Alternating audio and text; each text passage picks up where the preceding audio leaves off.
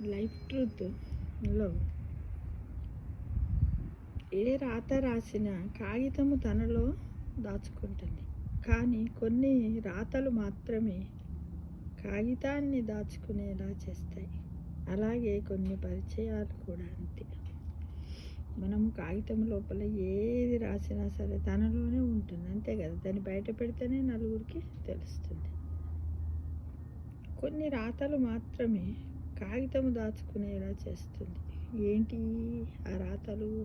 మన కాగితాన్ని మనమే దాచుకునేలా చేస్తుంది. అలాగే కొన్ని పరిచయాలు కూడా అంతే. కొన్ని పరిచయాలు, ఏ పరిచయాలు కానీ, ఏ రాతలు కానీ, ఏ కాగితాలు కానీ, దాంట్లో ఉన్నటువంటి కాంటెంట్ని బట్టి అది బయట పెట్టాలా వద్దా, సీక్రెట్గా ఉంచాలా అనేది మనమే.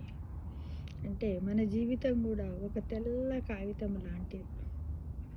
కాబట్టి మన జీవితంలో మనం అనుభవించినటువంటి ఒడిదుడుకులు, కష్టసుఖాలు, మంచి చెడులు, కొన్ని రహస్యాలు ఉంటాయి, ఎన్నో ఉంటాయి. అవి ప్రతి ఒక్కటి కూడా ఎలా కొన్ని పరిచయాలు ఉంటాయి, కొన్ని వింతైన పరిచయాలు ఉంటాయి, అందులో ఎన్నో వేలూర్స్ ఉంటాయి. వాటన్నింటిని కూడా మనం ఒక కాగితం పైన రాసుకుంటే అన్నిటిని బయట పెట్టలేం కదా ఫ్రెండ్స్. అలానే ఏ రాత రాసినా కాగితం తనలో దాచుకుంటుంది, అంతే కదా. మన బాధలను, సుఖాలను, దుఃఖాలను, ఎన్నో రకాలైనటువంటి వాటిని కాగితం దాచిపెట్టుకుంటుంది. కాబట్టి మన మనస్సు కూడా ఒక కాగితంలాగా ఉండాలి. ఎవరొచ్చి కొద్దిమంది ఏం చేస్తారు, వాళ్ళ బాధలో ఉన్నప్పుడు వాళ్ళ బాధను పంచుకోవడానికి మన దగ్గరకు వచ్చి ఏమేమో చెప్తారు. అప్పుడు కూడా మనం ఏం చేయాలి, అవన్నీ వినాలి.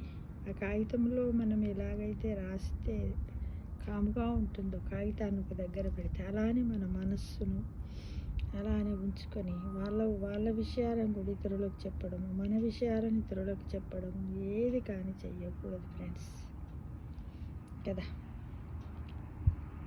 కొన్ని పరిచయాలు కూడా అంతే. కొన్ని పరిచయాలు అవుతాయి, వాటి వల్ల మనం ఎంతో నష్టపోతాం. కానీ వాటిని పదే పదే జ్ఞాపకం చేసుకోవడం, ఆ మనుషులు కనపడ్డ వెంటనే ఈ వీడితో పరిచయమై నాకు ఇలా జరిగింది అలా జరిగింది అని ఎప్పుడు కూడా ఎవరిని కూడా దూషించొద్దు. ఎవరు ఎదురు పడినా కూడా మన ఇష్టం ఉంటే మాట్లాడాలి, లేకపోతే కామ్గా ఉండాలి తప్ప మనము ఒక కాగితాన్ని కదా ఎక్కడ పడేస్తే అక్కడ ఎలా ఉంటుందో మన మనస్సును, మనం అనుభవించినటువంటి కష్ట సుఖాలను, పరిచయాలను కూడా అలాగే వదిలేసుకోవాలి. అవసరం అనుకుంటేనే కాగితాన్ని ఎలా తెరిచి పుస్తకాన్ని ఎలా చదువుతామో అప్పుడు వాళ్ళ గురించి మాట్లాడాలనిపిస్తేనే మాట్లాడండి ఫ్రెండ్స్. ఇది 100% ట్రూ.